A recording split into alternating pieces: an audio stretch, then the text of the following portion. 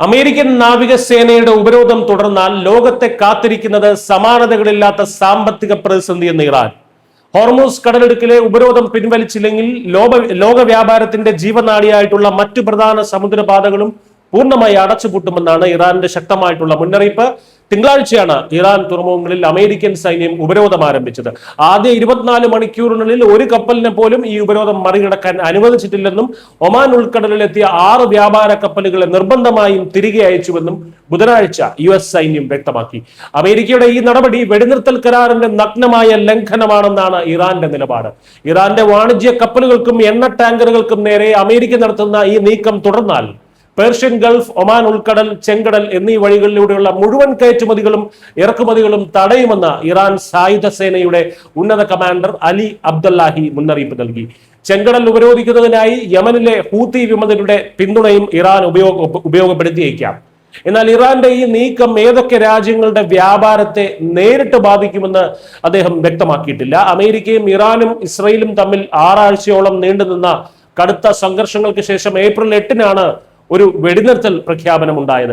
ഈ സമാധാന അന്തരീക്ഷം നിലനിൽക്കുന്നതിനിടയിലാണ് ഉപരോധത്തിലൂടെ അമേരിക്ക വീണ്ടും സമ്മർദ്ദം ശക്തമാക്കുന്നതും ലോകത്തെ മുഴുവൻ ബാധിക്കുന്ന തിരിച്ചടി നൽകാൻ ഇറാൻ ഒരുങ്ങുന്നതും.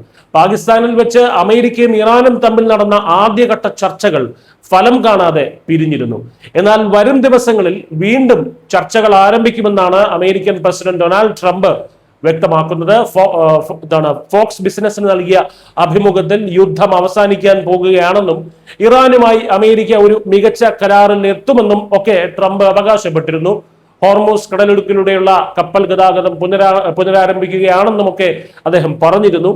എന്നാൽ ഇറാന്റെ പുതിയ ഭീഷണികൾ പുറത്തു വരുന്നതിന് മുൻപാണ് ട്രംപ് ഈ പ്രതികരണം നടത്തിയത് എന്ന് ഓർക്കണം.